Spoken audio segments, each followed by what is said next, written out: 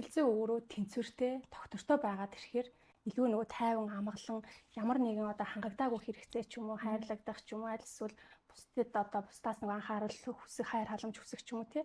Энэ хэрэгцээ хангагдаад ирэхээр тэрийг нөхөхгүй хүн ухамсаргүйгээр ямар нэгэн шин сорилтуудыг өөрөө тавьж тэр нэг хэрэгцээ мэдрэмжээ хангах гад хүн юу ч хийхээс буцахгүй байдаг байна шүү дээ. Гэтэл одоо таны сэтгэл зүй өөрөө ийм гоё тэнцвэртэй, тогтвортой байгаад ирэхээр ямар нэгэн тийм одоо хэрэгцээгээ хангахын тулд те магадгүй шоуцингийн ч юм уу тэр нөгөө шин сорилт тавих ч юм уу шин харилцаа үүсгэх ч юм уу тийм зүйл нь шаардлагагүй болчих юм гэсэн үг байхгүй тий. Ер нь бол мэдрэмж сэтгэл зүй тэнцвэртэй л холбоотой.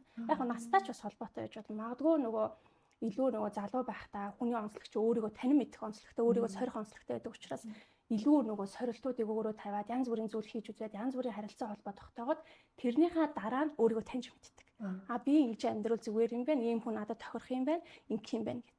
Яг тэр нөгөө залуу наснда гэр бүл зохиоцсон хүмүүс салалт их байдаг нугаас ойлгомжтой зүйл. Яагаад вэ гэхээр өөрийгөө таньж чадаагүй хэрнээ өөр хүнийг таних гад нэг шинэ юм эхлүүлсэн аахгүй. Тэгэхээр чинь өөрийгөө ч танаагүй яаж шинэ хүн таних юм те. Ингээд ер нь алдаатай сонголтууд хийгээд ер нь иймэрхүү асуудлууд үүсдэг. Ерөнхий ивент тгчээр өөрийгөө хайрлах юуратай Oxy брэнд ажиллаж байна.